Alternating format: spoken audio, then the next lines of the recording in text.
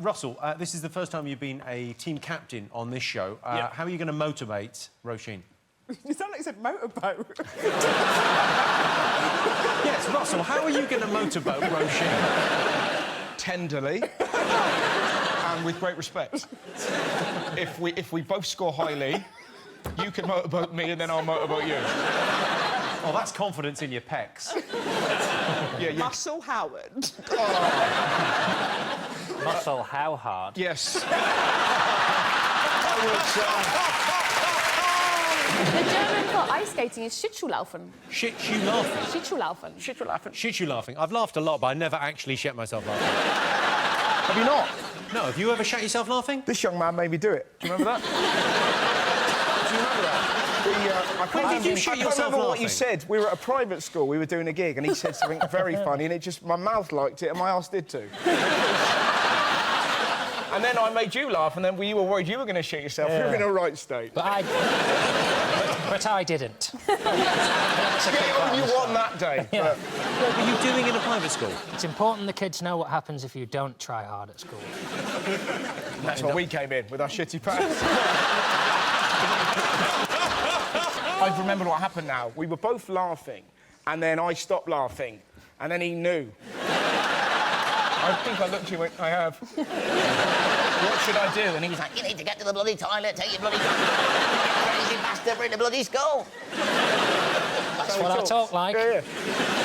It's a supernatural power that I have, and any of you who cross me this evening will be made to shit your pants like this. Oh, what a member of the X-Men you'd be. Alison Dermot asked you what Dynasty villain Dame Joan Collins was referring to when she said, the first time we did it, the ratings went through the roof, so from then on we had to do it every season. What do you think they had to do every season? Murder. Kill someone. No, I know what a murder is. Yeah. Wet them up. Wet 'em up. Yeah. Send them home. Look at it. Teach them table tennis in the dark.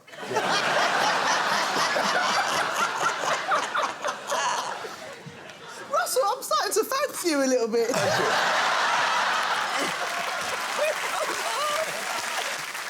So you used to live with John. Did you ever spend a festive period with him? We had a Christmas party once. Oh. It was a lot of fun. Do you remember that? I think I do. Yeah. And before everyone came round, there was 10 people. We were very excited. John cooked us all some dinner.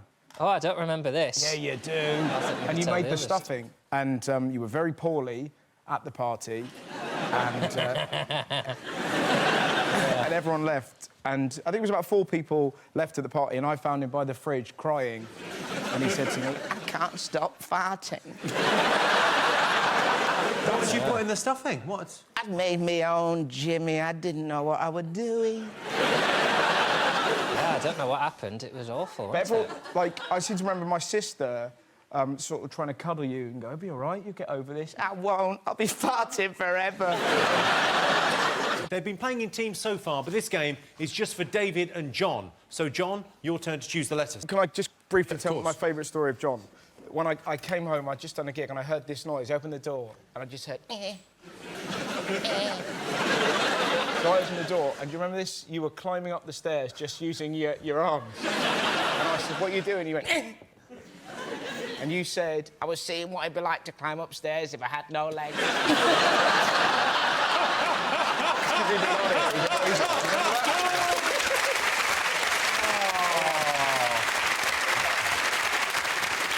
It was the noise. I knew I was onto something.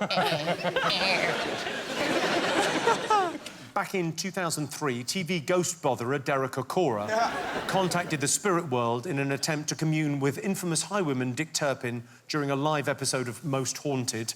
What message did he famously receive from the ghost? Derek Okora died about 4 years ago. Anyone else think it's weird? We've not heard a word from him. Have you ever been to a spiritualist church? Yes. Well, it just amazed me. It was just the same of, like, Tom's there, he says he loves you. He says, go on with your life. There's never, like, not once somebody go, collapse the dungeon, they know everything. So have you got a mascot? I have decided to bring my mum as my mascot. There she is, look at this. Hey, Mum. Oh, hello.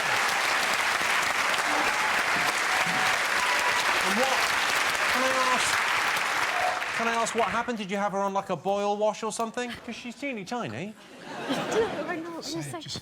Back off.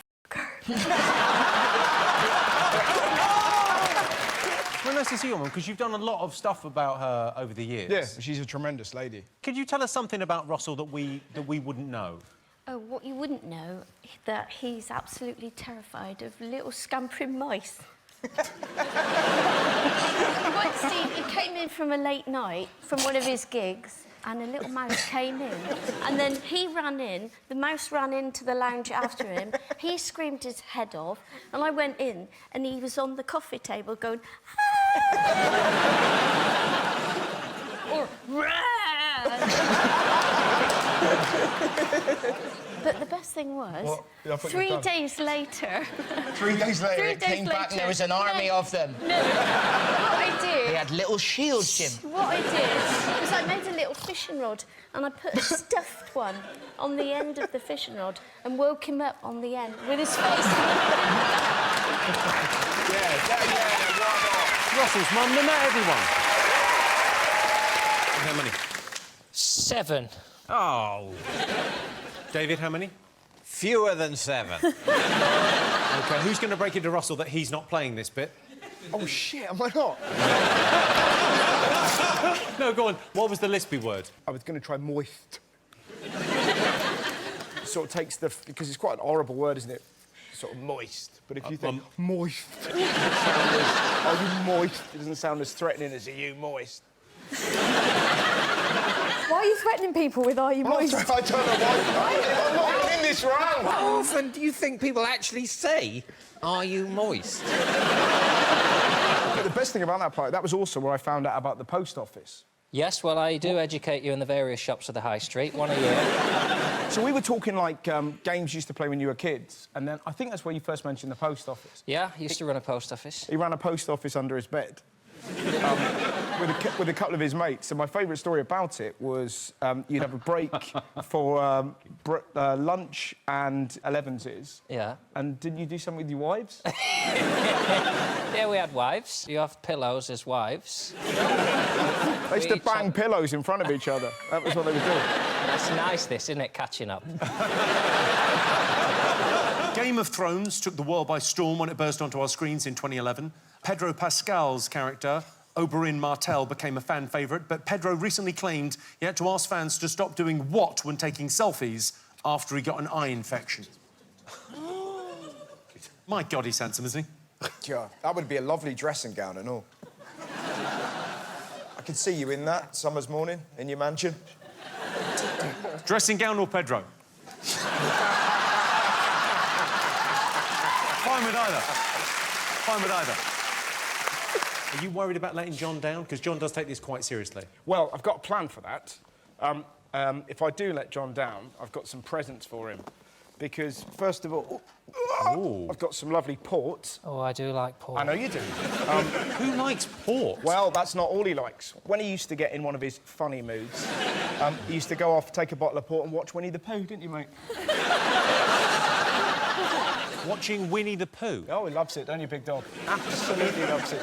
It was that lovely quote. What was that quote you loved? Get out of my room. It wasn't that?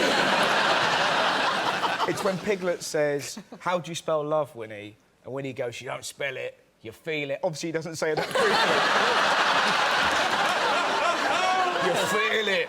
Is Tommy Cooper playing Winnie the Pooh? So if I do what I'm trying to say, if I let Jon down, I've got presents for him. Russell, have you got a mascot? What did you bring?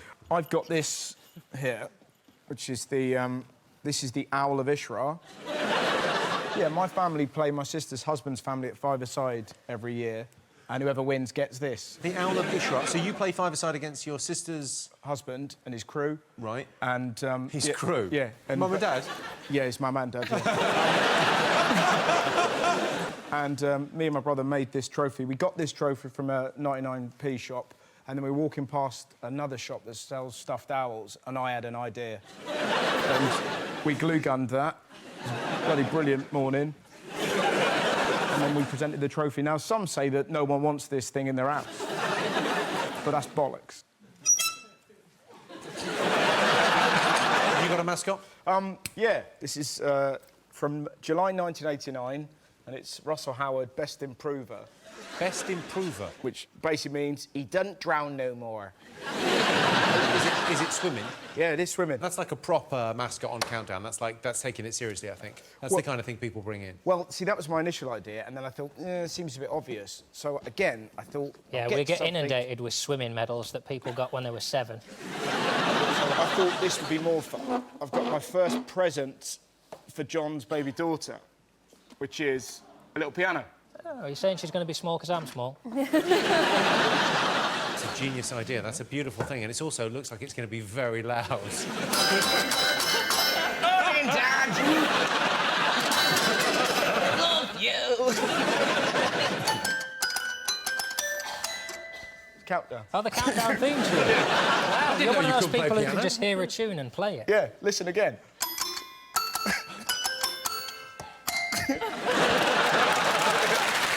Let's see what that's done to the scores.